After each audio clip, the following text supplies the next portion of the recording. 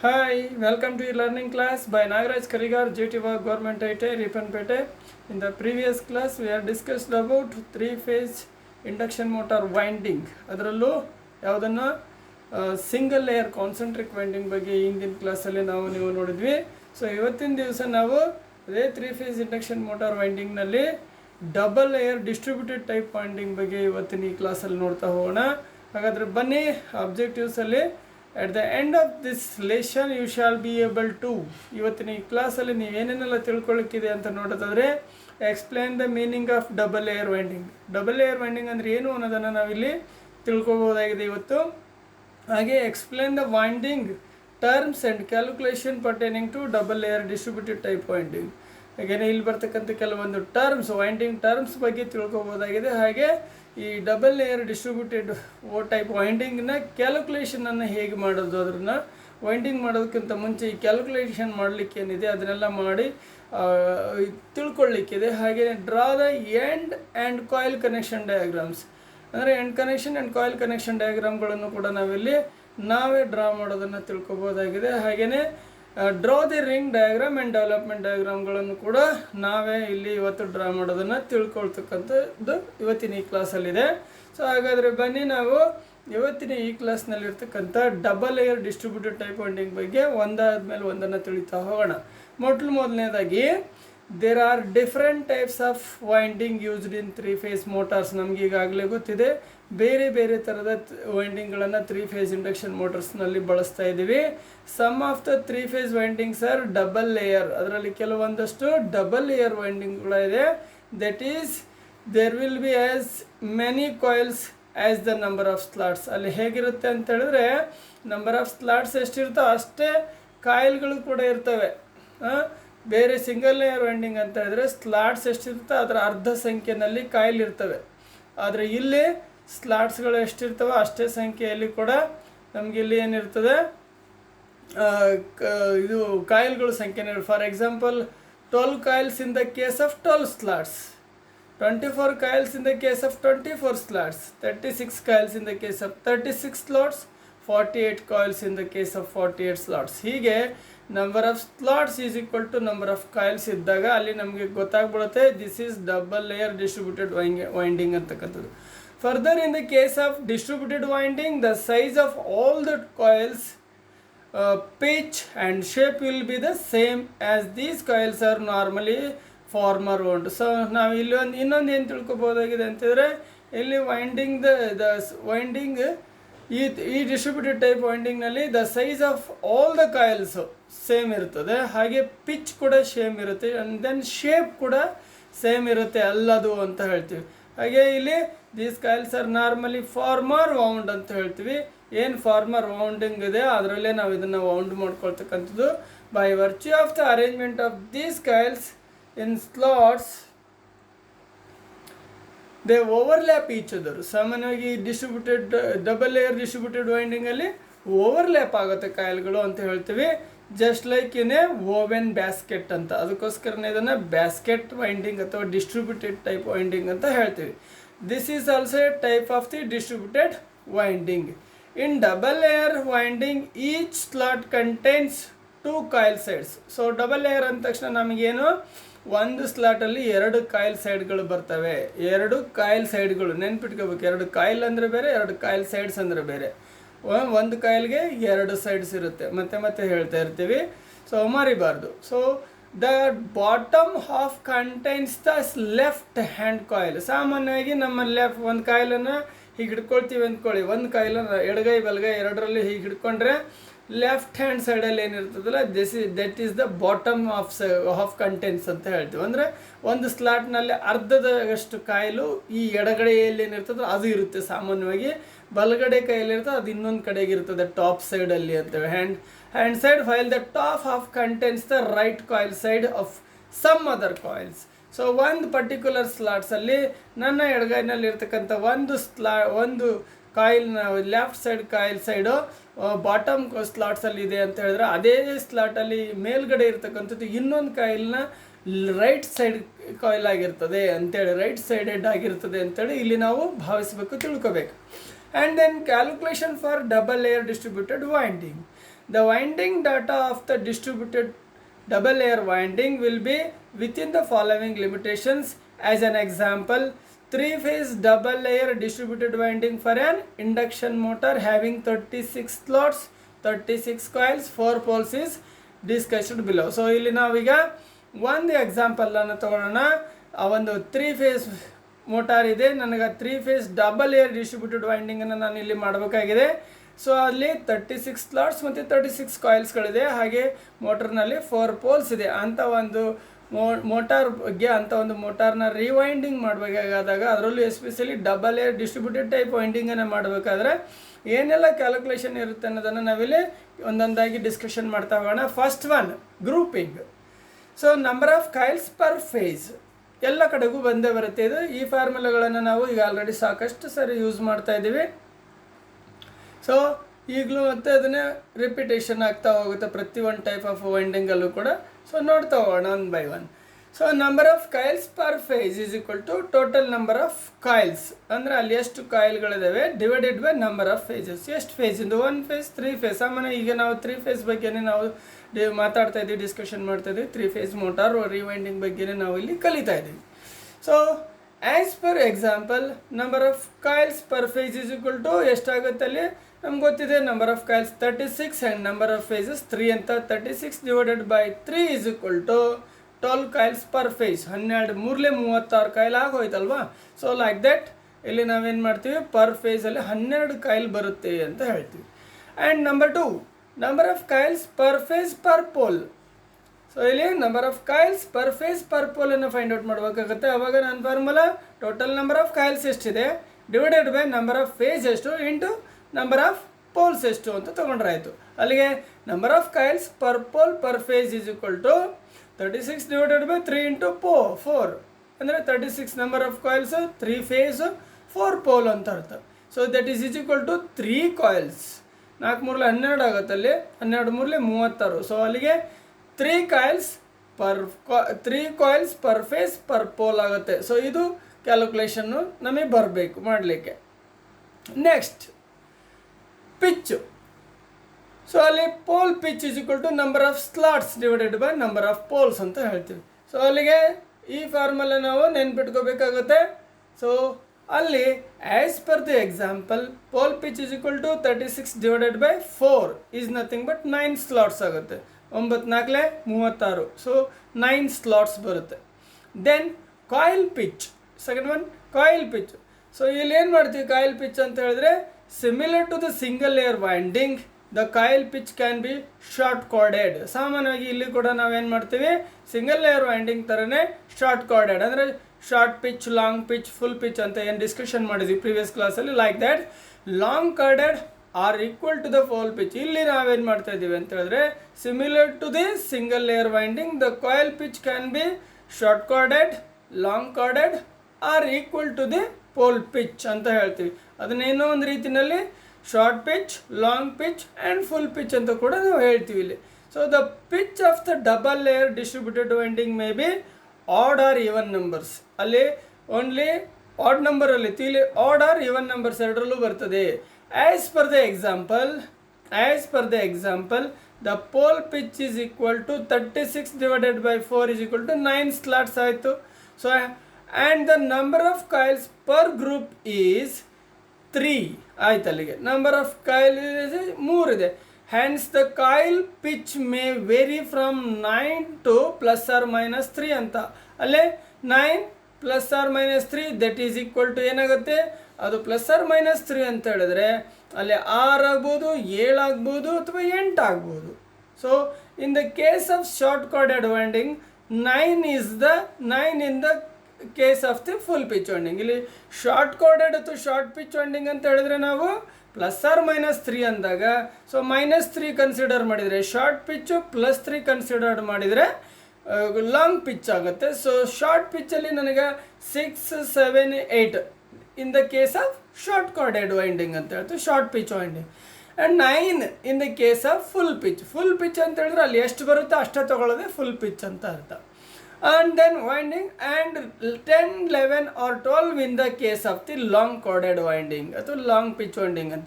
Hence the possible coil throw can be taken as. ಅವಾಗ ಈ ಥರ ತೊಗೊಂಡ್ರೆ ನಮಗೆ ಕಾಯಿಲ್ ಥ್ರೋ ಎಷ್ಟಕ್ಕೆ ಬರ್ತದೆ? ಈಗ 6 ತೊಗೊಂಡ್ರೆ 1 to 7, 7 ತೊಗೊಂಡ್ರೆ 1 to 8, 9 ತೊಗೊಂಡ್ರೆ 1 to 9, ಈ ರೀತಿ 8 ತೊಗೊಂಡ್ರೆ 1 to 9, 6, 7, 8 ತೊಗೊಳ್ಳಿಕ್ಕಿದೆ ಅಲ್ಲಿ. 6, 7, 8, 6 ತೊಗೊಂಡ್ರೆ 1 to 7, 7 ತೊಗೊಂಡ್ರೆ 1 to 8, 8 ತೊಗೊಂಡ್ರೆ 1 to 9 for short chorded winding ಅಂತ ಹೇಳ್ತೀವಿ. 1 to 10 ಅಂದರೆ ಅಲ್ಲಿ 9 ಇದ್ದಾಗ 1 to 10 for the full pitch winding ಅಂತ ಹೇಳ್ತೀವಿ. And 1 to 11, 1 to 12 and 1 to 13 for the long chorded winding. ಈ ರೀತಿಯಲ್ಲಿ ನಾವು ಇದು ಪಿಚ್ಚಸನ್ನು ಇಲ್ಲಿ ನಾವು ತಗೋಬೇಕಾಗುತ್ತೆ. Normally the winding is designed for either short chorded or full pitch. ಸಾಮಾನ್ಯವಾಗಿ ನಾವು ಮೋಟಾರ್ ವೈಂಡಿಂಗನ್ನು ಫುಲ್ ಪಿಚ್ಚಲ್ಲಿ ಮಾಡ್ತೀವಿ, ಇಲ್ಲ ಶಾರ್ಟ್ ಪಿಚ್ಚಲ್ಲಿ ಮಾಡ್ತೀವಿ ಅಂತ ಹೇಳ್ತೀವಿ. Short chorded winding or full pitch. Occasionally a long chord is used by the desired in double speed winding. ಸಾಮಾನ್ಯವಾಗಿ occasionally use ಮಾಡ್ತಕ್ಕಂಥದ್ದು ಈ ಲಾಂಗ್ ಕಾರ್ಡೆಡನ್ನು ಯಾವಾಗ ಅಂತ ಹೇಳಿದ್ರೆ ಡಬಲ್ ಸ್ಪೀಡ್ ವೈಂಡಿಂಗ್ ಮಾಡುವಂಥ ಸಂದರ್ಭದಲ್ಲಿ ನಾವು ಈ ಲಾಂಗ್ ಪಿಚ್ ಅಥವಾ ಲಾಂಗ್ ಕಾರ್ಡೆಡ್ ವೈಂಡಿಂಗನ್ನು ಸೆಲೆಕ್ಟ್ ಮಾಡ್ಕೊಳ್ತೀವಿ. The reason for not using long corded winding is it requires more cord length ಅಂತ. ಅಂದರೆ ನಾವು ಲಾಂಗ್ ಪಿಚ್ ತೊಗೊಂಡ್ವಿ ಅಂತಂದರೆ ಕಾಯಿಲ್ ಲೆಂತ್ ದೊಡ್ಡದಾಗುತ್ತೆ. ಸೊ ಅವಾಗ ಏನಾಗುತ್ತೆ, card length resulting in the requirement of the more copper. ಅಲ್ಲಿ copper wire ಕೂಡ ಜಾಸ್ತಿ ಬೇಕಾಗುತ್ತೆ. And Hans increase the heat losses. ಅಲ್ಲಿ ಹೀಟ್ ಕೂಡ ಜಾಸ್ತಿ ಆಗೋ ಸಾಧ್ಯತೆ ಇರ್ತದೆ ಅಂತ ಹೇಳ್ತೀವಿ. ಸೊ ಇವೆಲ್ಲ ಕಾರಣ ಇಟ್ಕೊಂಡು ನಾವು ಎಲ್ಲ ಸಂದರ್ಭದಲ್ಲೂ ನಾವು ಲಾಂಗ್ ಕಾರ್ಡೆಡನ್ನು ಯೂಸ್ ಮಾಡೋದಿಲ್ಲ, ಬದಲಾಗಿ ಫುಲ್ ಪಿಚ್ ಮಾಡ್ತೀವಿ, ಇಲ್ಲ ಶಾರ್ಟ್ ಕಾರ್ಡೆಡ್ ಪಿಚ್ ಮಾಡ್ಕೊಳ್ತೀವಿ. ಸೊ ಲಾಂಗ್ ಕಾರ್ಡೆಡ್ ಪಿಚ್ ಯೂಸ್ ಮಾಡೋದು ನನಗೆ ಎಲ್ಲಿ ಡಬಲ್ ಸ್ಪೀಡ್ ಮೋಟರ್ ವೈಂಡಿಂಗ್ ಮಾಡೋಂಥ ಸಂದರ್ಭ ಬರ್ತದೆ ಅಲ್ಲಿ ನಾವು ಅದನ್ನು ಸೆಲೆಕ್ಟ್ ಮಾಡ್ಕೊಳ್ತೀವಿ. And then Number 3, coil throw. According to the above example, the coil throw for the coil pitch of 8 will be 1 to 9. ಇಲ್ಲಿ ನಾನು 8 ಅನ್ನೋದನ್ನು ತೊಗೊಳ್ಳೋಣ. ಅಲ್ಲಿ 6 ತೊಗೋಬೋದು, 7 ತೊಗೋಬೋದು, 8 ತೊಗೋಬೋದು. ಸೊ ನೀವು ಅದನ್ನು ಬೇರೆ ಬೇರೆ ತೊಗೊಂಡಾಗ ಕ್ಯಾಲ್ಕುಲೇಷನ್ ಮಾಡಿ ನೀವು ನೋಡ್ಬೋದು. ಸೇಮ್ ಈಗೇನು ನಾನು 8 ತೊಗೊಂಡು ಕ್ಯಾಲ್ಕುಲೇಟ್ ಮಾಡ್ತಾ ಹೋಗ್ತೀನಿ, ಸ್ಯಾಮ್ ಆಸ್ ಇಟ್ ಈಸ್ 6 ತೊಗೊಂಡು ಮಾಡಿ, 7 ತೊಗೊಂಡು ಮಾಡಿ. ಸೊ ನಿಮಗೆ ಪರ್ಫೆಕ್ಟ್ನೆಸ್ ಬರ್ತಾ ಹೋಗುತ್ತೆ. So electrical degrees. So total electrical degrees is equal to 180 degree into number of poles. So 180 degree distance between the poles ಅಂತ ಗೊತ್ತಿದೆ ನಿಮಗೆ. So slot distance in degrees ತೊಗೊಳ್ರೆ ಟೋಟಲ್ ಎಲೆಕ್ಟ್ರಿಕಲ್ ಡಿಗ್ರೀಸ್ ಎಷ್ಟಿದೆ, so number of slots ಎಷ್ಟಿದೆ ಅಂತ ತೊಗೋಬೇಕು. ಅವಾಗ 180 into number of poles formula ಗೊತ್ತಿದೆ ನಿಮಗೆ, divided by number of slots ಅಂತ. As per the example 180 into 4, number of poles 4 ಇದೆ. ಅಲ್ಲಿಗೆ 180 ಇಂಟು 4 ಡಿವೈಡೆಡ್ ಬೈ 36 ಅಂತ ತೊಗೊಂಡ್ರೆ 20 ಡಿಗ್ರಿ ಬರುತ್ತೆ ನಮಗೆ. 20 ಡಿಗ್ರಿ ಪರ್ ಸ್ಲಾಟ್ಸ್ಗೆ 36 ಸ್ಲಾಟ್ಸ್ ಏನಿದಾವಲ್ಲ ಅದರಲ್ಲಿ ಒಂದು ಸ್ಲಾಟ್ಗೆ 20 ಡಿಗ್ರಿ ಅಂತ ಲೆಕ್ಕ ತಗೋಬೇಕಾಗತ್ತೆ. So phase displacement for 3 phase winding, each phase winding should be displaced by 120 degrees electrical degrees. ಗೊತ್ತಿದೆ ನಮಗೆ 3 phase motor winding ಅಲ್ಲಿ ಫೇಸಿಂದ ಫೇಸ್ಗೆ 120 ಡಿಗ್ರಿ ಎಲೆಕ್ಟ್ರಿಕಲ್ ಇರಲೇಬೇಕು ಅನ್ನೋದು. So phase displacement in terms of slots. ಹಾಗಾದರೆ ಸ್ಲಾಟ್ಸ್ ಲೆಕ್ಕದಲ್ಲಿ ನಾನು 120 ಡಿಗ್ರಿ ಬಿಡಬೇಕಾದ್ರೆ ಎಷ್ಟು ಸ್ಲಾಟ್ ಬಿಟ್ಟರೆ 120 ಡಿಗ್ರಿ ಬಿಟ್ಟಂಗಾಗುತ್ತೆ ಈ ಒಂದು ಕೇಸಲ್ಲಿ. So 120 degree divided by slot distance in degrees ಅಂತ ಹೇಳ್ತೀವಿ. ಅಲ್ಲಿಗೆ as per the example 120 degree divided by 20 degree ಅಂತ ಹೇಳಿದ್ವಿ. ಅಲ್ಲಿಗೆ 6 ಸ್ಲಾಟ್ಸ್, ಅಲ್ಲಿಗೆ 6 ಸ್ಲಾಟ್ಸ್ ಬಿಟ್ಟರೆ 6 12 120.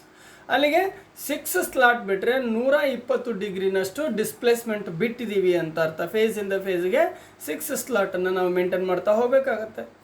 And winding sequence in 3 phase winding, the starting end of one phase winding to the starting end of the second phase winding. So winding sequence ಹೇಗಿದೆ ನೋಡಿ ಅಲ್ಲಿ. So 3 phase winding ಅಲ್ಲಿ the starting end of the one phase winding to the starting end of the second phase winding should have a distance of 120 degrees ಅಂತ ಹೇಳ್ತೀವಿ electrical degrees. ಅಲ್ಲಿಗೆ ಆ ಒಂದು 120 degree electrical ಅಪಾರ್ಟ್ಸ್ನಲ್ಲಿ ಒಂದು ಫೇಸಿಗೆ ಮೇಂಟೈನ್ ಮಾಡ್ತಾ winding ಮಾಡ್ತಾ ಹೋಗಬೇಕಾಗತ್ತೆ. So hence if the A phase starts say in the first slot, then the B phase should start from the first slot plus 120 degree. ಅಲ್ಲಿಗೆ ಏನಾಗುತ್ತೆ ನಮಗೆ ಎ ಅನ್ನೋ ಫೇಸ್ ಅಂದರೆ ಆರ್ ವೈ ಬಿ ಅಂತ ಏನು ಫೇಸ್ ಇರ್ತದೆ ಅದನ್ನು ಎ ಬಿ ಸಿ ಅಂತ ಕನ್ಸಿಡರ್ ಮಾಡಿಕೊಂಡ್ರೆ ಎ ಫೇಜು 1ನೇ ಸ್ಲಾಟಿಂದ ಸ್ಟಾರ್ಟ್ ಆಗಿದೆ ಅಂತ ಹೇಳಿದರೆ ನಾನು ಅಲ್ಲಿ ಬಿ ನನ್ನ ಎಷ್ಟರಿಂದ ಹೋಗಬೇಕು 1ನೇ ಸ್ಲಾಟಿಂದ ನೆಕ್ಸ್ಟ್ 120 ಡಿಗ್ರಿ ಬಿಟ್ಟೆ ಸ್ಲಾಟ್ ಮಾಡಬೇಕು ಅಂತ ಹೇಳ್ದಂಗೆ ಇನ್ಸರ್ಟ್ ಮಾಡಿ. ಹಾಗೆ ಫರ್ದರ್ ಸಿ ಫೇಸ್ ಎಲ್ಲಿಂದ it should be start from the first slot plus 120 degree plus 120 degree ಈ ರೀತಿಯಲ್ಲಿ ಬಿಟ್ಟರೆ ಅವಾಗ ಏನಾಗುತ್ತೆ, as in the example A phase start from say first slot ಅಂತ ಕನ್ಸಿಡರ್ ಮಾಡಿದರೆ B phase should start from the 1+6 ಅಂದರೆ 6 slot ಬಿಡಬೇಕು. 6 slot ಬಿಟ್ಟರೆ 120 ಡಿಗ್ರಿ ಬಿಟ್ಟೆ ಅಂತ ಅರ್ಥ. ಅಲ್ಲಿಗೆ 6 ಸ್ಲಾಟನ್ನು ಬಿಟ್ಟರೆ 7ನೇ ಸ್ಲಾಟಿಗೆ ಹೋಗುತ್ತದು. And C phase should start from 1+6 ಅಂದರೆ 120 ಪ್ಲಸ್ 120 ಬಿಡಬೇಕಾಗಿದೆ. ಅಲ್ಲಿಗೆ 6 + 6 12 + 1 ಅಂದರೆ 13. ಅಲ್ಲಿಗೆ ಸಿ ಎಲ್ಲಿಗೆ ಹೋಯಿತು 13ನೇ ಸ್ಲಾಟಿಗೆ ಹೋಯಿತು. ಈ ರೀತಿ 1 7 13 ಈ ಥರ ನಾವು ಅದನ್ನು ಕ್ಯಾಲ್ಕುಲೇಷನ್ ತೊಗೊಳ್ತಾ ಹೋಗ್ಬೇಕು. So placing of the coils in double layer winding. ಹಾಗಾದರೆ ಅದನ್ನು ಪ್ಲೇಸಿಂಗ್ ಮಾಡೋದು ಹೇಗೆ ಅಂತ ನೋಡೋದಾದರೆ, as the winding is double layer the laying of coils should start in adjacent slots. ಸಾಮಾನ್ಯವಾಗಿ ನಮ್ಮ ಡಬಲ್ ಲೇಯರ್ ವೈಂಡಿಂಗಲ್ಲಿ ಆ ಪಕ್ಕದ ಸ್ಲಾಟ್ಸ್ಗಳಲ್ಲೇ ಸ್ಟಾರ್ಟ್ ಮಾಡ್ತಾ ಹೋಗ್ತೀವಿ ವೈಂಡಿಂಗ್ ಮಾಡಬೇಕಾದ್ರೆ. ಹೇಗೆ? That is the coil should be placed in slot number 1, slot number 2, slot number 3 and so on ಅಂತ ಹೇಳ್ತೀವಿ. 1 2 3 ಹಿಂಗೆ ಕಂಟಿನ್ಯೂ ಆಗ್ತಾ ಹೋಗ್ಬೇಕು. ಅದು ಪಕ್ಕದಲ್ಲೇ ಮಾಡ್ಕೊಳ್ತಾ ಹೋಗ್ತೀವಿ. ಅವಾಗ ಏನು ಮಾಡ್ತೀವಿ, ಒಂದು ಸ್ಲಾಟ್ ಬಿಡ್ತಿದ್ವಲ್ಲ, ಈಗ ಹಾಗಿಲ್ಲ, ಪಕ್ಕದಲ್ಲೇ ಹಾಕ್ಕೊಳ್ತೀವಿ ಅಂತ. As in the above example, the arrangement of coils for the selected pitch 8 will be as given below. ಹಾಗಾದರೆ ನಾವು 8ಅನ್ನು ನಾವು ತಗೊಳ್ಳೋದಾದರೆ ಆ ಪ್ರಕಾರ ನಾವಿಲ್ಲಿ ಒಂದು ಟೇಬಲನ್ನು ನಾವಿಲ್ಲಿ ನೋಡ್ಬೋದು. ಫ್ರ್ಯಾಕ್ಷನಲ್ ಪಿಚ್ ಶಾರ್ಟ್ ಕೋಡೆಡ್ ವೈಂಡಿಂಗಿಗೆ so pole 1 2 3, pole 1, pole 2, pole 3, pole 4 ಇದೆ ಇಲ್ಲಿ ಸೈಡಲ್ಲಿ ನೋಡ್ಬೋದು. ಅಲ್ಲಿಗೆ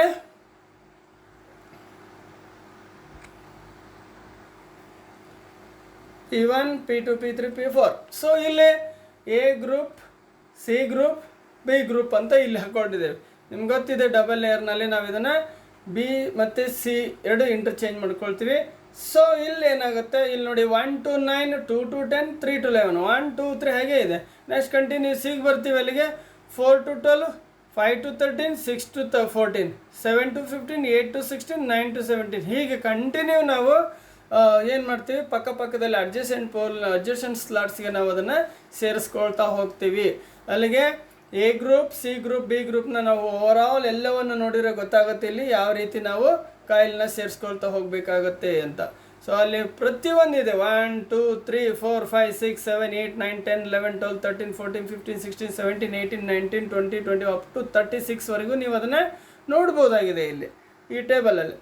so though the possible pitches are 6, 7, 8, 9, 10, 11 and 12. The above example is given for the pitch equal to 8 only. So ಇಲ್ಲಿ ನಾನೇನು ಈ ಒಂದು ಟೇಬಲಲ್ಲಿ ತೊಗೊಂಡಿದ್ದೀನಿ, ಇದನ್ನು 8 ಅಂತ ಲೆಕ್ಕ ಮಾಡಿ ಈ ಟೇಬಲ್ನ ನಾವು ಹಾಕಿರೋದು ಇವಾಗ. ಬಟ್ ನೀವು ತರಬೇತಿ ಹೊಂದಬೇಕಾದಂಥವ್ರು ಏನು ಮಾಡ್ಬೋದು ಅಂತ ಹೇಳಿದರೆ, trainees are advise to write the table for other pitches to have a better understanding of the winding. ಇದು ನಿಮಗೆ ಈ ವೈಂಡಿಂಗ್ನ ಬೆಟರ್ ಅಂಡರ್ಸ್ಟ್ಯಾಂಡಿಂಗ್ ಚೆನ್ನಾಗಿ ಅರ್ಥ ಆಗಬೇಕು ಅನ್ನೋದಾದರೆ ನೀವು 6, 7, 8 ಅದರ್ಸ್ನ ನೀವು ತೊಗೊಂಡು ಬೇರೆ ಪಿಚಸ್ನ ಸೆಲೆಕ್ಟ್ ಮಾಡಿ ಕೂಡ ನೀವು ಈ ಥರದ ಒಂದು ಟೇಬಲನ್ನು ನೀವು ರೆಡಿ ಮಾಡಬಹುದು. ರೆಡಿ ಮಾಡಿ ತಿಳ್ಕೊಂಡ್ರೆ ನಿಮಗೆ ಇನ್ನೂ ಜಾಸ್ತಿ ಅದ್ರ ಬಗ್ಗೆ ಅಂಡರ್ಸ್ಟ್ಯಾಂಡ್ ಆಗ್ತಾ ಹೋಗುತ್ತೆ, ನಾಲೆಡ್ಜ್ ಬರ್ತಾ ಹೋಗುತ್ತೆ. So end connections, draw the end connection as shown in the figure 1. So ಹೇಗಿರುತ್ತೆ ಇಲ್ಲಿ ನಮಗೆ ನೋಡಿರೋ ಗೊತ್ತಾಗುತ್ತೆ. ನೋಡಿ ಈ ರೀತಿಯಾಗಿದೆ. ಸೊ ಇಲ್ಲಿ ಕನೆಕ್ಷನನ್ನು ನಾವು ಇಲ್ಲಿ ಗಮನಿಸಿದರೆ ಟ್ರೇಸ್ ಮಾಡಿದರೆ ಗೊತ್ತಾಗುತ್ತೆ. ನೋಡಿ A1 ತೊಗೊಳ್ಳಿ, ಇಲ್ಲಿ ಈ ಕಡೆ A2 ಇದೆ. ಅಲ್ಲಿ A1ಇಂದ A2ಗೆ ಬರೋದ್ರೊಳಗೆ ಏನಾಗುತ್ತೆ ನೋಡಿ, ಇಲ್ಲಿ 1 to 9 ಹೋಯಿತು, 9ಇಂದ 2ಗೆ ಬಂತು, 2ದಿಂದ 10, 10ಇಂದ 3, 3ದಿಂದ 11. ಸೊ 11ಇಂದ ಸಿ ಇದ 20, 20ಇಂದ 12, 12ಇಂದ ಈ ಥರ ಹೀಗೆ 19, 11 ಹೀಗೆ ನೋಡಿ. ಇದು ಈ ಟ್ರೇಸಿಂಗ್ ನಿಮಗೆ ಬಂದರೆ ಅರ್ಥ ಆಗುತ್ತೆ. ಸೊ ಈ ರೀತಿಯಾದ ಕನೆಕ್ಷನನ್ನು ನಾವಿಲ್ಲಿ ನೋಡ್ಬೋದಾಗಿದೆ. ಸೊ ಈ ಕಡೆ ಹೊರಗಡೆ ಸೇಮ್ ಆ್ಯಸ್ ಇಟ್ ಈಸ್, ಇದು ಹಾಗೆ ಇದೆ, ಹಾಗೆ ಇದು ಕೂಡ ಹಾಗೇ ಇದೆ. ಗಮನಿಸಿ ನೀವು ಇದನ್ನು ನಾವಿಲ್ಲಿ ಏನಂತ ಹೇಳ್ತೀವಿ, ಎಂಡ್ ಕನೆಕ್ಷನ್ಸ್ ಅಂತ ಹೇಳ್ತೀವಿ. ಎಂಡ್ ಕನೆಕ್ಷನ್ಸನ್ನು ಮಾಡೋದು ಹೇಗೆ ಅಂತ ಹೇಳಿದ್ರೆ ಇಲ್ಲಿ ತಿಳ್ಕೊ, group and phase connection of the winding ಅಂತ ಹೇಳ್ತೇವೆ ಅದನ್ನೇ. ಸೊ ಹಾಗಾದರೆ ಕಾಯಿಲ್ ಕನೆಕ್ಷನ್ ಹೇಗಿರುತ್ತೆ ಅಂತ ನೋಡಿದ್ರೆ, in whole coil connection the connection of coil groups shall be from the finish end to the finish end and the start end to the start end of the group of coils of the same phase. So ಅಲ್ಲಿ ನೀವು ಏನೊಂದು group ಇದೆ ಕಾಯಿಲ್ದು, ಅದನ್ನು ನೋಡ್ಬೋದು ನೀವು. ಆಗ ಒಂದೊಂದು group ಆಗ್ತಾ ಹೋದ್ಮೇಲೆ ಏನು ಮಾಡಿರ್ತೀವಿ ಇಲ್ಲಿ, ಸೊ ಇಲ್ಲಿ ಗಮನಿಸಿ. ಸೊ ಇಲ್ಲಿ 1 2 3 ಕಾಯಿಲ್ದು ಒಂದು ಗ್ರೂಪ್ ಇದೆ. ಸೊ ಇಲ್ಲಿ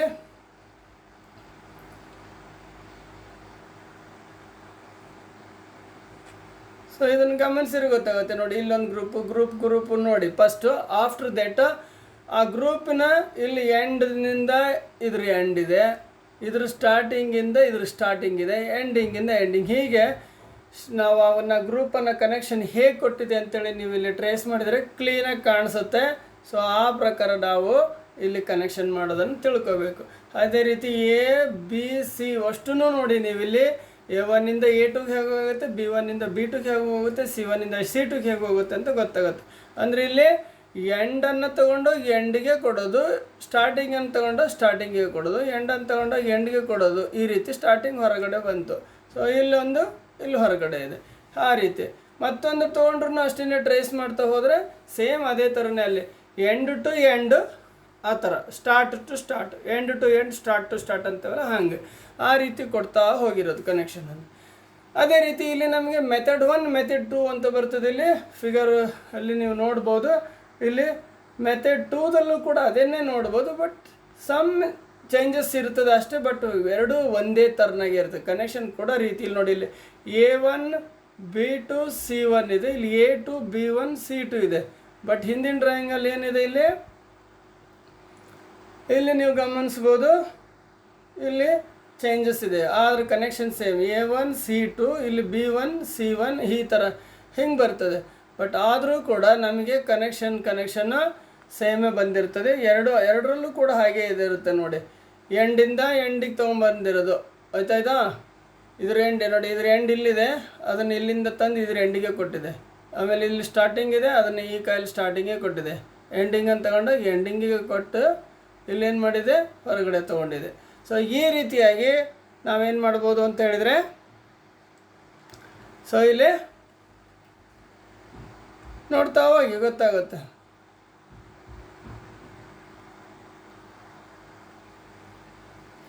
ಸೊ ಈ ರೀತಿಯಾಗಿ ನಾವಿಲ್ಲಿ ಕನೆಕ್ಷನನ್ನು ಮಾಡ್ತೀವಿ.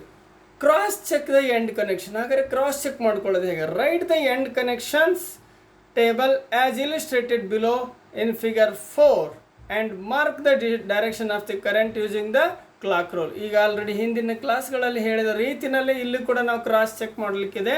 ಸೊ ಇಲ್ಲಿ ಈ ಒಂದು ಇದನ್ನು ನೋಡಿದರೆ ಕ್ಲಾಕ್ ರೂಲ್ ಪ್ರಕಾರ ಕರೆಂಟ್ ಡೈರೆಕ್ಷನನ್ನು ಹಾಕೊಂಡು ಹೋದರೆ ಆಯಿತು. ಸೊ ನಮಗಲ್ಲಿ ಪೋಲ್ಗಳು ಹೇಗೆ ಕ್ರಿಯೇಷನ್ ಆಗುತ್ತೆ ಅನ್ನೋದು ಕೂಡ ಸಿಗುತ್ತೆ. When 3-phase supply is given to the 3-phase winding, if 2 phases carry current inwards, the third phase will carry current outwards. ನಾವು ಈಗ ಆಲ್ರೆಡಿ ಪ್ರೀವಿಯಸ್ಲಿ ಕೂಡ ನೋಡಿದ್ದೀವಿ. ಸೊ ಇಲ್ಲಿ ಅದನ್ನೇ ನೋಡ್ಬೋದು. ಇಲ್ಲಿ ಏನಾಗುತ್ತೆ ಅಂತ ಹೇಳಿದ್ರೆ ನೋಡಿ, ಇದು ಮೇಲಕ್ಕಿದೆ, ಇಲ್ಲೂ ಮೇಲಕ್ಕಿದೆ, ಬಟ್ ಇದು ಕೆಳಗಡೆ ಇದೆ, ಹೌದಾ, ಆಪೋಸಿಟ್ ಡೈರೆಕ್ಷನಲ್ಲಿದೆ. ಸೊ ಇಲ್ಲಿ ಕೆಳಗೆ, ಇಲ್ಲಿ ಮೇಲೆ, ಇಲ್ಲಿ ಕೆಳಗೆ, ಇಲ್ಲಿ ಮೇಲೆ, ಇಲ್ಲಿ ಮೇಲೆ, ಇಲ್ಲಿ ಕೆಳಗೆ, ಹೀಗೆ ಎರಡು ಒಂದೇ ಥರ ಇದ್ದರೆ ಇನ್ನೊಂದು ಆಪೋಸಿಟಲ್ಲಿದೆ, ಆಪೋಸಿಟ್ ಡೈರೆಕ್ಷನಲ್ಲಿದೆ. ಸೊ ಎರಡು ಇನ್ವರ್ಡ್ಸ್ ಇದೆ, ಒಂದು ಔಟ್ವರ್ಡ್ ಅಂತ ಹೇಳ್ತೀವಿ. ಸೊ ಅಲ್ಲಿ ನಮಗೆ ಇಲ್ಲಿ ಹೇಗೆ ಅಪ್ ಇದ್ದದ್ದನ್ನು ಅಪ್, ಡೌನ್ ಇದ್ದದ್ದನ್ನು ಡೌನ್ ಮಾರ್ಕ್ ಮಾಡ್ತಾ ಬಂದರೆ ನಮಗೆ ಟೋಟಲ್ 36 ಸ್ಲಾಟ್ಗಳನ್ನು ನಾವಿಲ್ಲಿ ಮಾರ್ಕ್ ಮಾಡಿಕೊಂಡ್ರೆ ನಮಗಿಲ್ಲಿ ಕ್ಲೀನಾಗಿ ಗೊತ್ತಾಗುತ್ತೆ ಈ ರಿಂಗ್ ಡಯಾಗ್ರಾಮಲ್ಲಿ. ಆವಾಗ NS ಹೇಗೆ ಪೋಲ್ಗಳು ಕ್ರಿಯೇಷನ್ ಆಗ್ತವೆ ಅನ್ನೋದು ಅಂದರೆ ಸೇಮ್ ಡೈರೆಕ್ಷನ್ ಇದೆ ಅಂದರೆ ಅಷ್ಟು ಗ್ರೂಪಾಗಿ ಒಂದು ಪೋಲು, ಮತ್ತು ಸೇಮ್ ಡೈರೆಕ್ಷನ್ ಡೌನ್ ಇದೆ S, ಮತ್ತು ಸೇಮ್ ಡೈರೆಕ್ಷನ್ ಮೇಲಿದೆ N, ಮತ್ತು ಸೇಮ್ ಡೈರೆಕ್ಷನ್ ಕೆಳಗಿದೆ S, ಈ ರೀತಿ. So mark the direction of current in the respective slots and then check the production of the required number of poles as shown in with the ring diagram. So ನಾವಿಲ್ಲಿ 4 pole creation winding ಮಾಡಬೇಕಾದ್ರೆ 4 pole create ಮಾಡಬೇಕು ಅಂದರೆ depending upon the direction of the current ಅನ್ನೋದು ನಿಮಗೆ ಗೊತ್ತಿರಬೇಕು. So ಅಲ್ಲಿ ಒಂದು set of ಇವು ಸ್ಲಾಟ್ಗಳು ಒಂದು ಡೈರೆಕ್ಷನ್, ಮತ್ತೆ ಒಂದು ಸೆಟ್ ಆಫ್ ಡೈರೆಕ್ಷನ್, ಮತ್ತೊಂದು ಡೈರೆಕ್ಷನ್ನು, ಮತ್ತೆ ಒಂದು ಸೆಟ್ ಆಫ್ ಡೈರೆಕ್ಷನ್, ಮೇಲೆ ಮತ್ತೊಂದು ಸೆಟ್ ಆಫ್, ಹೀಗೆ ಇದ್ದಾಗಲೇ ಅದು ಏನಾಗುತ್ತೆ ನಮಗೆ ಮೇಲೆ ಕೆಳಗೆ ಮೇಲೆ ಕೆಳಗೆ.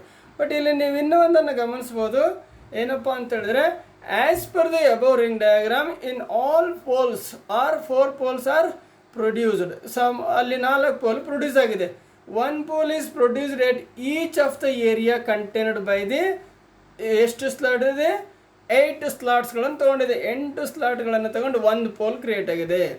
ಸೊ ಇನ್ ಸ್ಲಾಟ್ಸ್ 9, 18, 27 ಇದನ್ನು ನೀವು ಇಲ್ಲಿ ಗಮನಿಸಬೇಕು. 9, 18, 27 and 36 coincides carry current in the opposite direction ಅಂತ ಇದೆ. ಇಲ್ಲಿ ನೋಡ್ಬೋದು ನೀವು ಗಮನಿಸಿ, ಇಲ್ಲಿ 9 ಕಾಣಿಸುತ್ತೆ. 9ರಲ್ಲಿ ಮೇಲಕ್ಕೂ ಇದೆ ಕೆಳಕ್ಕೂ ಇದೆ ಅಲ್ವಾ. ಸೊ ಅಲ್ಲಿ 9ರಲ್ಲಿ ಮೇಲು ಡೈರೆಕ್ಷನ್ ಇದೆ, ಹಾಗೆ ಇಲ್ಲಿ 18ರಲ್ಲೂ ಕೂಡ ಹಾಗೆ ಇಲ್ಲಿ ಯಾವುದರಲ್ಲಿ ಮತ್ತೆ ಮುಂದೆ ನೋಡಿ 27ರಲ್ಲಿದೆ. ಈ ರೀತಿಯಾಗಿ ಅಲ್ಲಿ ಏನಾಗುತ್ತೆ, 2 ಕಡೆ ಡೈರೆಕ್ಷನಲ್ಲಿ ಯಾವುದನ್ನು ತೋರಿಸ್ತಾ ಇದೆಯಲ್ಲ, ಇಲ್ಲ 18 ಅವು ಏನಾಗಿರುತ್ತೆ ಅಂದರೆ ಅಲ್ಲಿ ಒಂದು ನೆಗೆಟಿವ್. ಸೊ ಅಲ್ಲಿ ಏನಾಗುತ್ತೆ, and hence the flux in those slots get neutralized ಅಂತ ಹೇಳ್ತೀವಿ. ಅಂದರೆ ಎಷ್ಟು ಉತ್ಪತ್ತಿ ಆಗುತ್ತೆ ಅಷ್ಟೇ ಆಪೋಸಿಟ್ ಇದಾಗೋದ್ರಿಂದ ಅಲ್ಲಿ ನ್ಯೂಟ್ರಲೈಸ್ ಆಗಿಬಿಡುತ್ತೆ, ಏನು ಫ್ಲಕ್ಸ್ ನ್ಯೂಟ್ರಲೈಸ್ ಆಗುತ್ತೆ. So this happens in the short chorded ವೈಂಡಿಂಗಲ್ಲಿ ಇದಾಗತ್ತೆ ಅಂತ ಹೇಳ್ತೀವಿ. Based on the above information draw the development ಅಥವಾ ಡೆವಲಪ್ಡ್ ಡಯಾಗ್ರಾಮ್ ಅಂತ ಹೇಳ್ತೀವಿ. ಸೊ ಅವೆಲ್ಲವನ್ನು ಇಟ್ಕೊಂಡು ಒಂದು ಡೆವಲಪ್ಡ್ ವೈಂಡಿಂಗ್ ಡಯಾಗ್ರಾಮನ್ನು ನಾವೆಲ್ಲಿ ಬಿಡಿಸ್ಕೊಂಡ್ರೆ ನಾವು ವೈಂಡಿಂಗ್ ಮಾಡೋದಕ್ಕೆ, ಕನೆಕ್ಷನ್ ಮಾಡೋದಕ್ಕೆ ಎಲ್ಲದಕ್ಕೂ ಕೂಡ ಹೆಲ್ಪ್ ಆಗುತ್ತೆ. A developed diagram is shown in figure 6 in which the connections are shown for the method 1 referring to the figure 2. So ಅದನ್ನೆಲ್ಲ ಹಿಂದಿನ ಇದನ್ನು ನಾವು ಡಾಟಾಸನ್ನು ಇಟ್ಕೊಂಡು ನಾವು ಇದನ್ನು ಆ್ಯಸ್ ಪರ್ ದ್ಯಾಟ್ ನಾವು ಇಲ್ಲಿ 36 ಸ್ಲಾಟ್ಗಳನ್ನು ಫಸ್ಟ್ ಬಿಡಿಸ್ಕೊಂಡು ಅದರಲ್ಲಿ ಪ್ರತಿಯೊಂದು ವೈಂಡಿಂಗ್ಗಳನ್ನು ಕರೆಕ್ಟಾಗಿ ಡ್ರಾ ಮಾಡ್ತಾ ಹೋದರೆ, ಅಲ್ಲಿ ಹೇಳಿರೋ ಹಾಗೆ ಎಂಡ್ ಕನೆಕ್ಷನ್, ಕಾಯಿಲ್ ಕನೆಕ್ಷನನ್ನು ಮಾಡ್ತಾ ಹೋದರೆ ಈ ರೀತಿಯಾಗಿರ್ತಕ್ಕಂಥ ಒಂದು ಡೆವಲಪ್ಮೆಂಟ್ ವೈಂಡಿಂಗ್ ಡಯಾಗ್ರಾಮು ನನಗೆ ರೆಡಿ ಆಗುತ್ತೆ. ಸೊ ಈ ವೈಂಡಿಂಗ್ ಡಯಾಗ್ರಾಮನ್ನೇ ಇಟ್ಕೊಂಡು ನಾನೇನು ಮಾಡ್ಬೋದು, ಮೋಟಾರ್ ವೈಂಡಿಂಗ್ ಮಾಡೋದಕ್ಕೆ ಸ್ಟಾರ್ಟ್ ಮಾಡಬಹುದು ಅಂತ ಅರ್ಥ. ಸೊ ಇಲ್ಲಿ fractional pitches after the group and lead connections are over the sleeved joints are to be tied with the overhang with the help of the hemp thread. So ಅವೆಲ್ಲ ಆದಮೇಲೆ ಇವೆಲ್ಲ ಮಾಡಲಿಕ್ಕಿದೆ, group connection, lead connection, and then sleeve ಮಾಡೋದು, joint ಮಾಡೋದು, ಕಟ್ಟೋದು, bind ಮಾಡೋದು, ಎಲ್ಲ over hanging ಮಾಡೋದು, ಇವೆಲ್ಲವೂ ಕೆಲಸಗಳು ಇಲ್ಲಿ ನಡೀತಾ ಹೋಗ್ತಾವೆ 1 by 1. ಅದಾದಮೇಲೆ winding is then to be tested and varnished ಅಂತ ಹೇಳ್ತೀವಿ. ಆಮೇಲೆ ಟೆಸ್ಟ್ ಮಾಡೋದು, ನೆಕ್ಸ್ಟ್ ವಾರ್ನಿಷ್ ಮಾಡೋದು. ಟೆಸ್ಟ್ ಮಾಡೋದು ಹೇಗೆ ಅಂತೇಳಿ ನೆಕ್ಸ್ಟ್ ಕ್ಲಾಸಲ್ಲಿ ಇದೆ ನಿಮಗೆ, ಹಾಗೆ ವಾರ್ನಿಷಿಂಗ್ ಪ್ರೊಸೀಜರ್ ಕೂಡ ಬರುತ್ತೆ, ಅದನ್ನು ಹೇಳ್ತೀನಿ. So the motor is then to be assembled and test run for at least 8 hours to check its performance on road. ನಾನೀಗ ಇಷ್ಟೆಲ್ಲ ರೆಡಿ ಮಾಡಿಕೊಂಡು ಒಂದು ಮೋಟರ್ನ ನಾನೇ ಸ್ವತಃ ವೈಂಡಿಂಗ್ ಮಾಡಿ ರೆಡಿ ಮಾಡ್ಕೊಂಡಿದ್ದೀನಿ, ಅಸೆಂಬಲ್ ಮಾಡಿ ಗೇಟ್ ರೆಡಿ ಇಟ್ಕೊಂಡಿದ್ದೀನಿ ಅಂದರೆ ಅದನ್ನು ನಾನೇನು ಮಾಡಬೇಕು, ಅಟ್ಲೀಸ್ಟ್ ಒಂದು 8 hours ಆದ್ರೂ ಅದನ್ನು ನೋ ಲೋಡಲ್ಲಿ ಚೆಕ್ಕಿಂಗ್ ಮಾಡಲಿಕ್ಕೆ, ಅದ್ರ ಪರ್ಫಾರ್ಮೆನ್ಸ್ ಚೆಕ್ ಮಾಡೋದಕ್ಕೆ ಇಟ್ಬಿಡಬೇಕು. ಲೋಡ್ ಹಾಕಬಾರ್ದು. ವಿತೌಟ್ ಲೋಡಲ್ಲಿ ಒಂದು 8 ತಾಸು 10 ತಾಸು ಅದನ್ನು ನಾನು ಪರ್ಫಾರ್ಮೆನ್ಸ್ ಚೆಕ್ಕಿಗೆ ಅಂತಲೇ ಬಿಟ್ಬಿಡಬೇಕು.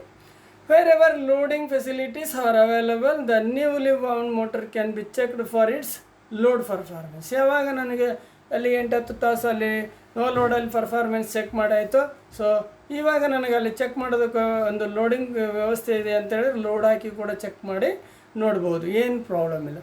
ಹಾಗಾದರೆ ಬನ್ನಿ, ನನಗೆ ನೆಕ್ಸ್ಟ್ ಬೇಕಾಗಿರೋದು ಈಗ ಇಷ್ಟೆಲ್ಲ ಒಂದು single layer and double layer ಎಲ್ಲ ವೈಂಡಿಂಗ್ಗಳ ಬಗ್ಗೆ ತಿಳ್ಕೊಂಡಿದ್ದೀನಿ.